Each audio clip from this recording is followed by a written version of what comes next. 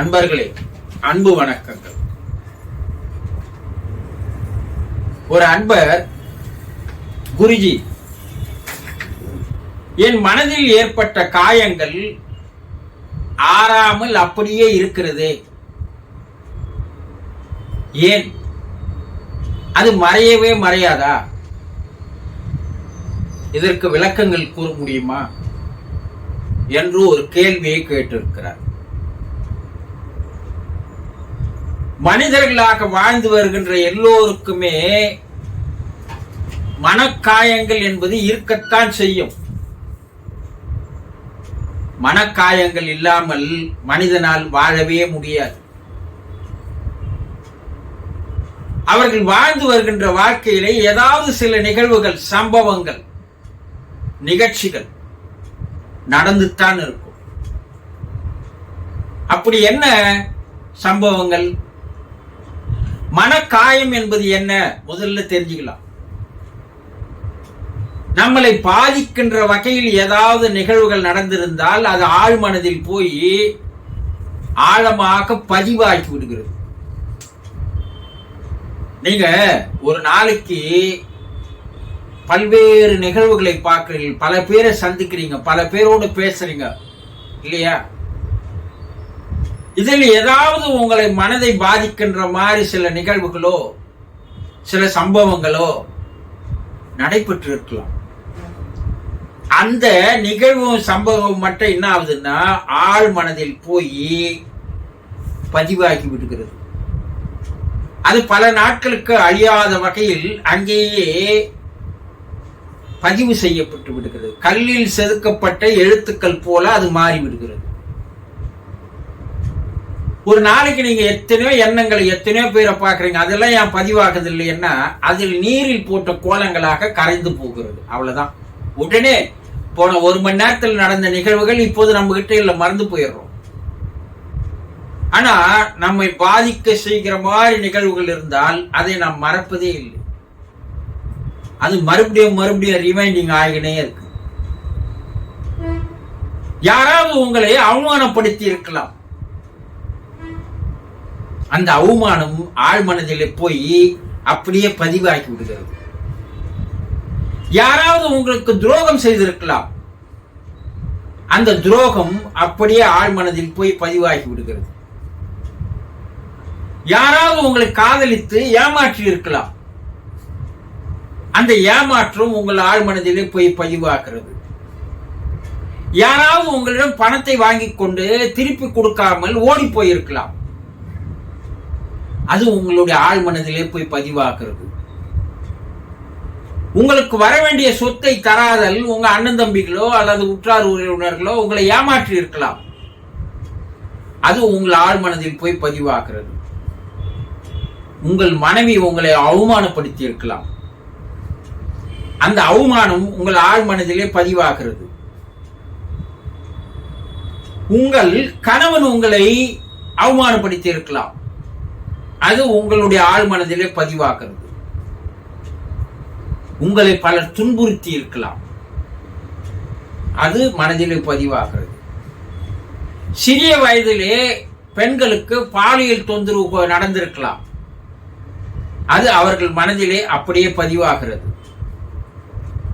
இப்படி பல்வேறு நிகழ்வுகள் தினந்தோறும் உங்கள் வாழ்க்கையில் நடைபெற்று வரலாம். இன்றைய காலகட்ட வரையில் எனக்கு யாரும் துரோகம் செய்யவில்லை, என்னை யாரையும் ஏமாற்றவில்லை, என்னை யாரும் அவமானப்படுத்தவில்லை, என்னை யாரும் அசிங்கப்படுத்தவில்லை சொல்ல முடியாது. அலுவலகத்தில் முதலாளி அவமானப்படுத்தப்பட்டிருக்கலாம், நண்பர்கள் உங்களை அவமானப்படுத்தப்பட்டிருக்கலாம், துரோகம் செய்திருக்கலாம், ஏமாற்றி இருக்கலாம். இன்றைய உலகில் ஒரு நாளைக்கு 2-3 நிகழ்வுகளாவது இது போல நடந்து கொண்டுதான் இருக்கிறது இல்லையா? இவையெல்லாம் மன பாதிப்புகள் ஆகும். மன பாதிப்பு என்பது இதுதான், வேற ஒண்ணும் இல்லை. அதை உங்களால் மறக்க முடியாது. அந்த நிகழ்வுகளை மறக்க முடியாது. அந்த நிகழ்வுகள் மறுபடியும் உங்கள் கண்ணெதிரே வந்து காட்சிப்படுத்தப்படுகிறது. நீங்கள் மறந்து போக நினைத்தாலும் கூட அது மறுபடியும் வருகிறது. ஏன்? அது உங்கள் ஆழ் மனதிலே போய் பதிவாகி விட்டது. அதை அழிக்க முடியாமல், தவிர்க்க முடியாத அளவிற்கு அது பதிவாகி விட்டதால் அது ஒரு நாளைக்கு 10 முறையாவது நினைவுக்கு வருகிறது. ஏற்கனவே மனம் புண்ணாகி போயிருக்கிறது. அந்த புண்ணுல மறுபடியும் மறுபடியும் அந்த நினைவுகள் வரும்போது அது மேலும் மேலும் மேலும் அதிகமாகி ஆறா புண்ணாக மாறிவிடுகிறது. அப்போ உங்க மனதிலே அதிகமான பதிவாக இந்த எண்ணங்கள் தான் மன பாதிப்புகள். இது காலம் கடந்தும் கூட மறையாமல் அதிகமாகிக் கொண்டே வருகிறது. இதிலிருந்து எப்படி தப்பிப்பது என்றால், முதல்ல நீங்க உங்கள் மனதை சரிப்படுத்த வேண்டும். ஆழ் மனதில் பதிவாகி இருக்கின்ற அந்த எண்ணங்களை வெளியே எடுக்க வேண்டும். அப்ப ஆழ் மனதில் பதிவாகி இருக்கின்ற எண்ணங்களை வெளியே எடுக்கணும்னா அந்த மனதின் மேலே நல்ல எண்ணங்களை பதிவு செய்ய வேண்டும். எவ்வளவுக்கு எவ்வளவு நீங்கள் நல்ல எண்ணங்களை பதிவு செய்கிறீர்களோ அவ்வளவுக்கு எவ்வளவு ஆழ் மனதில் பதிவான எண்ணங்கள் அழிக்கப்படும், மறைக்கப்படும். ஒரு பாத்திரத்தில் இருக்கிற நீர் கெட்டு போச்சு, மேலும் மேலும் நீங்க எவ்வளவு நீர் ஊற்றினாலும் அது கெட்டுக்குன்னு தான் வரும். அப்போ அந்த பாத்திரத்தில் இருக்கின்ற நீரை கொட்டிவிட்டு புதிய நீரை உள்ளே செலுத்துவது போல நீங்கள் உங்களுடைய மனதில் இருக்கின்ற அந்த ஆழ்மன பாதிப்புகளை விலக்குவதற்கு, அழிப்பதற்கு முயற்சி செய்ய வேண்டும். அப்ப எப்படி அது பல ஆண்டுகளாக பதிவாகி விட்டது, நான் எப்படி எடுக்கிறது? அண்டா இதற்கு ஒரு ரிலீஸ் டெக்னிக் என்று சொல்லுவார்கள்.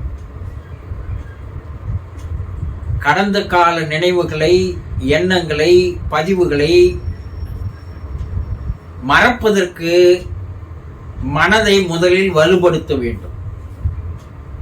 மனம் பலவீனமாக ஆக ஆக அந்த பதிவுகள் மேலும் மேலும் மேலும் அதிகமான பாதிப்புகளை உருவாக்கும். மனதை வலிமைப்படுத்திக் கொண்டால் அவையெல்லாம் எந்தவித செயலுக்கு வராமல் போய்விடும். அப்ப என்ன செய்யணும்?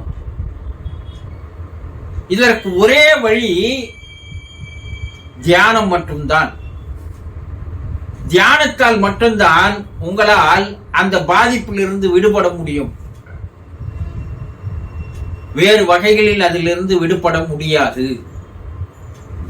ஆக தியானம் கற்றுக்கொள்ளுங்கள்.